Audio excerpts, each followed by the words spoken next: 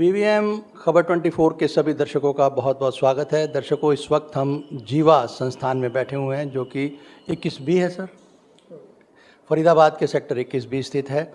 और शैक्षणिक संस्थान की इस शैक्षणिक संस्थान जीवा की जो है अपनी एक पहचान है, अपनी विशिष्टता है, विशेषता है। तो आज हमें मौका मिला है यहाँ के जो संस्थान के डायरेक्टर हैं, संचालक हैं, ऋषिपाल चौहान साहब से बात करेंगे। कुछ बात करेंगे हम जो नई शिक्षा नीति है और कुछ हम बात करते हैं संस्थान के बारे में कि यहाँ की जो एक शिक्षा प्रणाली है, पद्धति है, वो औरों से भिन्न किस प्रकार है, एक बात।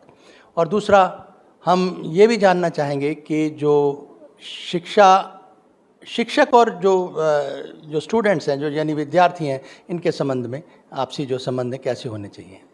तो ये कुछ बिंदु हैं, हम इनसे बात करते हैं। सर नमस्कार, बहुत बहुत स्वागत है आपका। नमस्कार सर, देश में नई शिक्षा नीति की भी आवाज़ उठ रही है और सबसे पहले हम यही टॉप लाइन से शुरू करते हैं। क्या कहना चाहेंगे कि नई शिक्षा नीति में क्या नया होगा? पहले मैं आपको बहुत बहुत बधाई देता हूं। आपका बीवीएन चैनल 24 दोबारा से शुरू हो रहा है और आशा करता हूं कि ये राष्ट्र निर्माण के अंदर, समाज के निर्माण के अंदर अपना सहयोग देगा।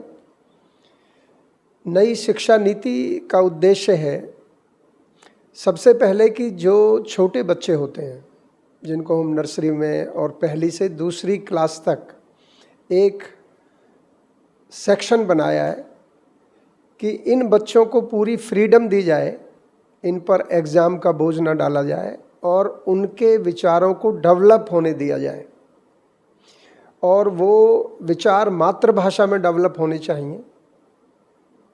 तीसरा जो है, इस शिक्षा नीति में तीसरी से 5वीं तक का एक क्लस्टर बनाया है कि जो फाउंडेशन बनाई गई उसको कैसे पक्का किया जाए।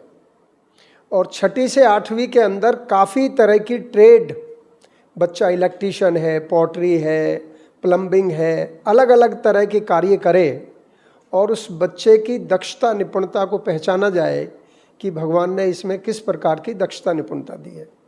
और 9th से 12th के अंदर जो है अपनी आइडेंटिटी को समझ करके कि मैं कौन हूँ, मेरा परिवार क्या है, मेरा देश क्या है, मेरा खान पान कैसा है, मेरा एनवायरनमेंट कैसा है, मेरे परिवार की स्थिति क्या है, उसके अनुसार वो डिसीजन ले करके कि मैं क्या पढ़ूंगा और क्या बनूंगा, उसका डिसीजन ले। और एक इसमें सबसे विशेष बात है कि बच्चे की हेल्थ के बारे में विशेष ध्यान दिया गया है कि बच्चे ये जाने कि बच्चों को क्या खाना चाहिए, न्यूट्रिशन फूड क्या होता है और कैसे अच्छा भोजन करके अच्छा स्वास्थ्य बनाया जाए। चौथा जो है, इसमें बच्चा जो है अपनी भारत की संस्कृति को सीखे, अपने ट्रेडिशंस को जाने और अपने इतिहास को समझे कि हम कहाँ से आए हैं, हम क्या हैं, हमारे जीवन का क्या उद्देश्य है। मेन इस नई शिक्षा नीति के यही मूल कारण हैं जिनके बेस पर ये नई शिक्षा नीति बनाई गई है। आप इसको कितना भिन्न मानते हैं और कितना उपयोगी मानते हैं?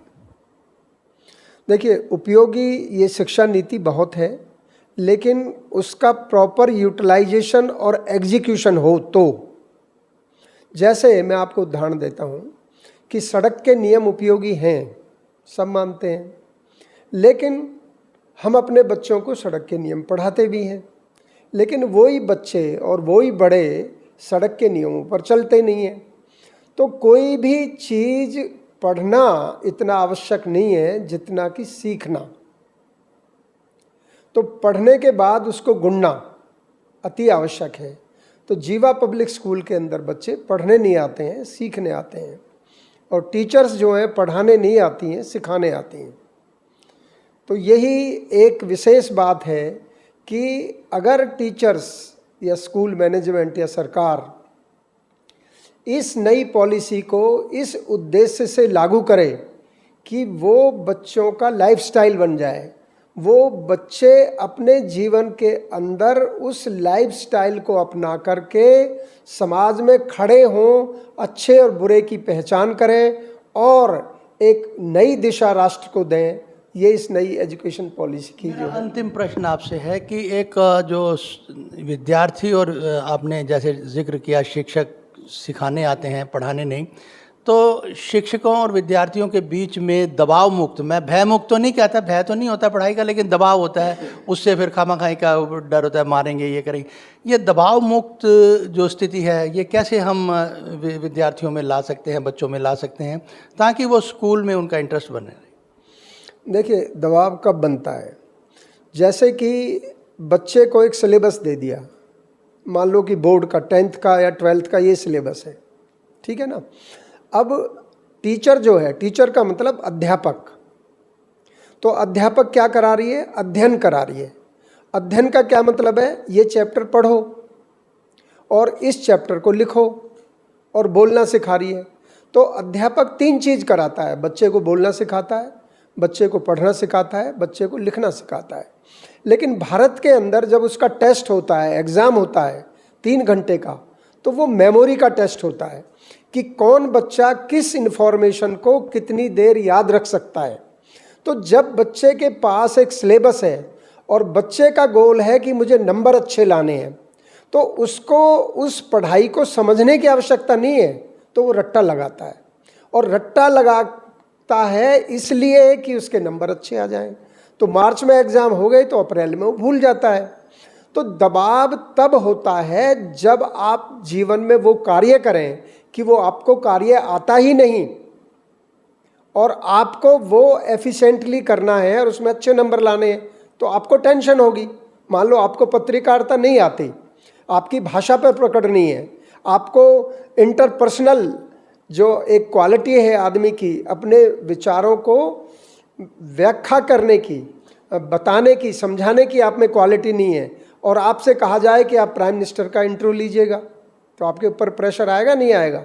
तो इसी प्रकार प्रेशर तभी घटेगा जब क्रियाकलाप से पढ़ाया जाएगा, लर्निंग बाय डूइंग, करके सिखाया जाएगा। जैसे कि आप साइकिल चलाना सिखाएं और साइकिल चलाना पढ़ाएं, या स्विमिंग, तैरना पढ़ाएं या तैरना सिखाएं। अगर बच्चा तैरना सीख गया तो वो तैरना लिख भी लेगा। लेकिन अगर उसको तैरना कभी पता ही नहीं है क्या होता है, तालाब का उसने कभी देखा ही नहीं है, पानी कैसा होता है तालाब के अंदर और तैरा कैसे जाता है, लेकिन उसने पढ़ा है, तो वो रट्टा लगाएगा उसमें और कभी वो तैरना नहीं सीखेगा जीवन में और वो तैरना भूल जाएगा। तो ये जो नई शिक्षा नीति का मतलब यही है कि ज़्यादा से ज़्यादा बच्चे हैंड्स ऑन एक्टिविटी करें, क्रियाकलाप करें, उस काम को करें और सीखें। ये पॉलिसी है, लेकिन इसके लिए बहुत से रिसोर्स चाहिए, स्कूल के अंदर बहुत सी फैसिलिटीज़ चाहिए। तो प्राइवेट स्कूलों में है, लेकिन सरकारी स्कूलों का सबको मालूम है क्या हाल है। तो पॉलिसी की जहाँ तक बात है, नीति जो है वो बहुत अच्छी नीति है, लेकिन उसको एग्जीक्यूट कैसे होगा, क्या होगा, वो देखने वाली बात है। हर जगह एक लेकिन लगता है और ये लेकिन बहुत बड़ा लेकिन है। और फिलहाल जब अगर शिक्षा नीति तो नई बनती आई हैं 68 से लेकर 86 से बाद अब और भी ये सब चल रहा है, लेकिन सवाल ये है कि जो फ़र्क बताया है कि एक व्यवहारिकता जो है शिक्षा की, जो प्रैक्टिकलिटी एक साइड पे है और दूसरा थ्योरी जो है वो एक अलग तरफ है। तो इन दोनों के बीच का जो अंतर है कि ये कैसे ख़त्म होगा, तो ये इन्होंने बताया है। उसके लिए बहुत कुछ जो रिसोर्सेज चाहिए वो भी चाहिए और सरकार की सबसे बड़ी नीयत चाहिए। तो फिलहाल आज की जो हमारी छोटी सी संक्षिप्त चर्चा है उसमें सिर्फ इतना ही। फिर मिलेंगे, नमस्कार।